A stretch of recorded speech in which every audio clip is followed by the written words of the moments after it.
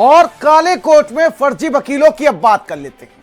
क्या आप जानते हैं कि जिस काले कोट को आप अदालत में अपना मसीहा मानकर केस सौंप रहे हैं, वो दरअसल फर्जी डिग्रियों का मुखौटा पहने हुए कोई शातिर मुजरिम भी हो सकता है। जी हां, उत्तर प्रदेश के न्यायतंत्र से एक ऐसी रूह कपा देने वाली खबर सामने आई है, एक सच सामने आया है जिसने पूरे उत्तर प्रदेश की अदालतों को झकझोर कर रख दिया है। प्रयागराज, लखनऊ, कानपुर से लेकर गाजियाबाद तक फर्जी डिग्रियों को दम पर वकालत कर रहे 100 से ज्यादा बहरूपियों की फौज बेनकाब हुई है। इलाहाबाद हाईकोर्ट से सख्त रुख के बाद यूपी बार काउंसिल और पुलिस ने इस काले कारोबार पर अब तक की सबसे बड़ी सर्जिकल स्ट्राइक कर दी है। रिपोर्ट दिखे जरा।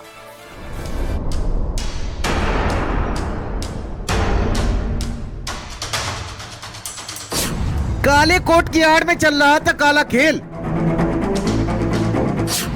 जाली डिग्री, फर्जी कागज, वकालत का था झूठा काम। इंसाफ दिलाने वालों के मुजरिम लिस्ट में निकले नाम।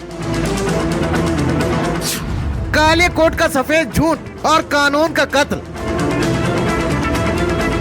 अदालत की वो चौखट जहां इंसान अपनी जिंदगी की सबसे बड़ी आस लेकर पहुंचता है। इंसाफ की वो कुर्सी और काले कोट में लिपटे वो चेहरे जिन्हें देखकर हर मजलूम को लगता है कि अब उसके साथ न्याय होगा। लेकिन क्या हो अगर आपको ये पता चले जिसे आप अपना मसीहा मान रहे थे वो दरअसल एक शातिर मुजरिम है। क्या हो अगर आपको ये पता चले जो कानून की किताब के रहनुमा थे, क्राइम की दुनिया में उनका नाम पहले पन्ने पर ही लिखा था। उत्तर प्रदेश के विभिन्न जिलों में वकालत करने वाले वकीलों के ऊपर अब 100 से ज्यादा संगम नगरी प्रयागराज में एफआईआर हो चुकी है। दरअसल जिनके ऊपर एफआईआर हुई है ये फर्जी अपने अंक पत्र और प्रमाण पत्र लगाकर यूपी बार काउंसिल में अपना रजिस्ट्रेशन करा लिए थे।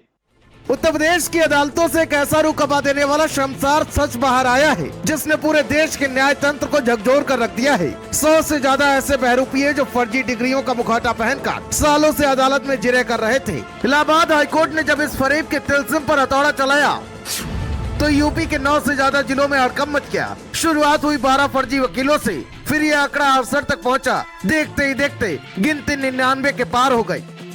यूपी बार काउंसिल के सचिव आर.के. शुक्ला जब सबूतों का पुलिंदा लेकर पुलिस के पास पहुंचे तो खाकी के भी होश फाख्ता हो गए। पता चला कि प्रतापगढ़, लखनऊ, कानपुर, वाराणसी, गाजियाबाद, मथुरा, लखीमपुर खीरी से लेकर फतेहपुर तक फर्जी वकीलों की पूरी फौज अदालतों में अपना समानांतर साम्राज्य चला रही थी। वो जज के सामने खड़े होकर दलीलें देते थे, लेकिन उनकी अपनी डिग्री एक सफेद झूठ थी।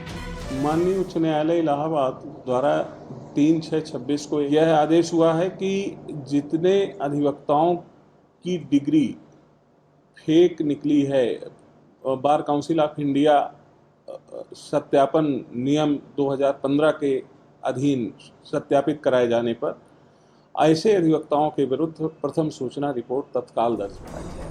इस खौफनाक ड्रामे की स्क्रिप्ट किसी गली मोहल्ले में नहीं लिखी गई। इस साजिश के तार जुड़े थे पूरब के ऑक्सफोर्ड कहे जाने वाले इलाहाबाद विश्वविद्यालय से। बार काउंसिल के सत्यापन में जब एक खुलासा हुआ कि जालसाजों ने इसी प्रतिष्ठित यूनिवर्सिटी की फर्जी डिग्रियां बना रखी हैं, तो जांच एजेंसियों के भी कान खड़े हो गए। लेकिन सवाल ये उठता है, क्या इतनी बड़ी धांधली बिना किसी अंदरूनी भेदी के मुमकिन थी? क्या विश्वविद्यालय के अंदर बैठे कुछ काले चेहरे चंद रुपयों की खातिर शिक्षा के इस पवित्र मंदिर की नीलामियां कर रहे थे? अगर हाँ तो वो मास्टरमाइंड कौन है जो इन फर्जी डिग्रियों की प्रिंटिंग प्रेस चला रहे थे? इलाहाबाद हाईकोर्ट के सख्त आदेश बात संख्या B/3/26 एवं याचिका संख्या 3010/20 ने इस कॉक्स की रीढ़ तोड़कर रख दी है। प्रयागराज के डीसीपी मनीष शांडिल्य की टीम अब फुल एक्शन मोड में आ चुकी है।